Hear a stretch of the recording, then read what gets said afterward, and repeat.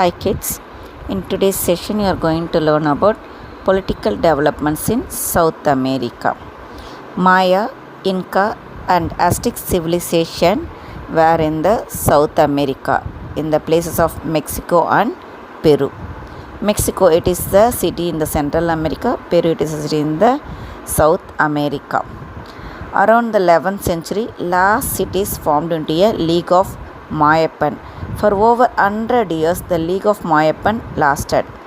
Though Mayapan was destroyed towards the close of 12th century, other cities it was continued. Aztecs from Mexico conquered the Maya country in the 14th century and founded their capital city of Tenochtitlan. For nearly 200 years, the Aztecs ruled their empire. During the 16th century, in and around the 16th century, that means during the 16th century, Aztecs, they were in the height of their power. At that moment, Spaniard person named Hernan Cortes, he invaded the Aztecs, as well as what he did, he collapsed the civilization itself. Everything, the Mexican civilization, that also collapsed, and Tenochtitlan, everything, it was exploited by them. Okay, and the other person also came from Spanish, named Francisco Pizarro. Both, what they did, they completely collapsed the Aztecs civilization. In the 18th century, demand for political freedom, administrative autonomy and economic self-determination was articulated throughout the Latin America. There were bloody conflicts between Haitian slaves, colonists, the armies of the British and the French colonizers. Actually, bloody conflicts means war. The war only, it happened in that places. Okay, for the demand of the freedom. These struggles led by Toussaint L'Ouverture overture during 1791 to 1804 ended in the Haitian people's independence from the colonial control of France. Actually, France occupied the Haitian. That one, it got the independent after the war. Haiti thus became the first Caribbean country to throw off slavery and French colonial control. It only the first country came out from the French control and became as the independent country. Next, we will move on to the impact of Napoleonic invasion of Spain and Portugal. The American and French revolutions provided inspiration to the Latin Americans. The Napoleonic invasion of Spain and Portugal in 1808 quickened the process of liberation struggle in South America. Some of the European kings wanted to help the King of Spain to crush the revolutionaries in the South American colonies. But Monroe, the president of the USA, came up with this famous Monroe Doctrine, which declared that if Europeans interfered anywhere in America, it would amount to waging a war against the United States. This threat frightened the European powers. By 1830, the whole of South America was free from European domination. Thus, the US protected the South American republics from Europe. But there was no one to protect them from the protector, the United States. Actually, US people, they protected the South American Republic from the Europe domination alone. But the USA people, what they did, they occupied the whole South America. Disunity among the Latin American nationalists. Latin American nationalists fought not only Spain and Portugal but also each other.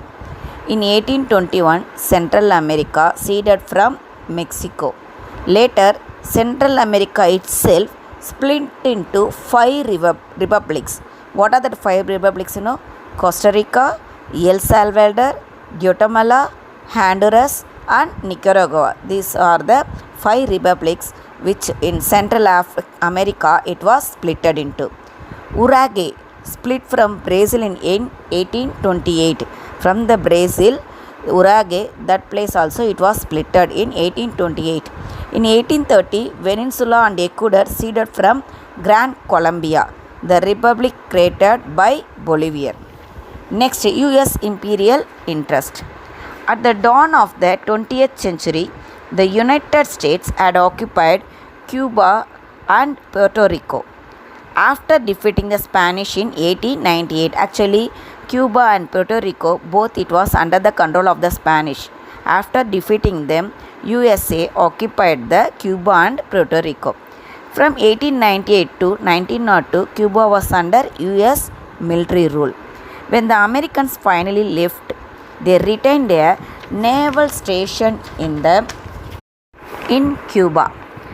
The US also retained its right to intervene in Cuban internal affairs. What they did, USA president, he entered into the Cuba's internal affairs. President Theodore Roosevelt's attitude to Latin America countries was summed up in the words, "Speak softly and carry a big stick." That means they will speak very softly, but they will carry the big sticks. What is the meaning of it? Anyone can say there? They won't show their cruelty through their words, only with the action. They will show their cruelty through the action. The Monroe Doctrine had banned European interference in the affairs of the American continent. Roosevelt made an important amendment to the doctrine in 1904. It authorized US intervention in Latin America in order to maintain order. Only for what purpose they are intervening? What they said there, USA intervening into the Latin America only to the maintain the order. After effecting this amendment, the US became the dominant influence not only politically but also in the economically. In economical wise as well as political wise, the USA occupied the whole of Latin America. Emergence of middle class and working class. The independence movement facilitated transfer of political authority, but it engendered no social or economic change. There was no social change as well as in the economical change. With the masses excluded from the decision-making process, politics became the preserve of oligarchy families and military cliques. Oligarchy family means rich families, and also the military cliques alone had the decision-making process. With political stability and economic opportunity, the country received large number of migrants from Southern Europe. Economic growth, urbanization, and industrial growth in countries like Argentina, Chile, Brazil, and Mexico helped consolidate the hold of the middle class and the emergence of militant working class organization. At the same time, American power and wealth came to dominate Central as well as South America. Great Depression in the South America. The situation created by the Great Depression made it impossible for the oligarch regimes. In Mexico, there was violent social protest involving dissatisfied segments of the oligarchy, middle class intellectuals, and peasant communities. Elsewhere, electoral reform enabled newer social groups to obtain political power through the ballot box. Ballot box means through the election.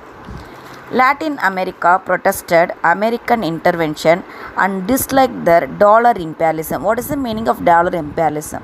The dollar imperialism means it is the policy of the USA in maintaining and dominating over distant land through the economic aid. Through the economic aid, what they are doing there?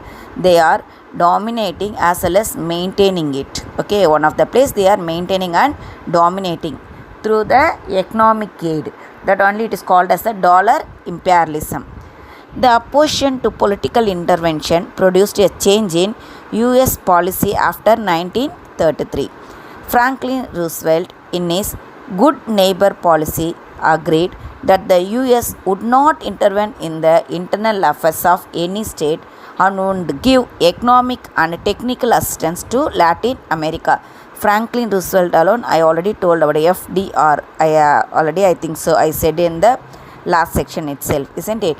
That person only, what he did there, he made the good neighbor policy, and what is said that hereafter the USA it won't interfere in anyone's internal affairs.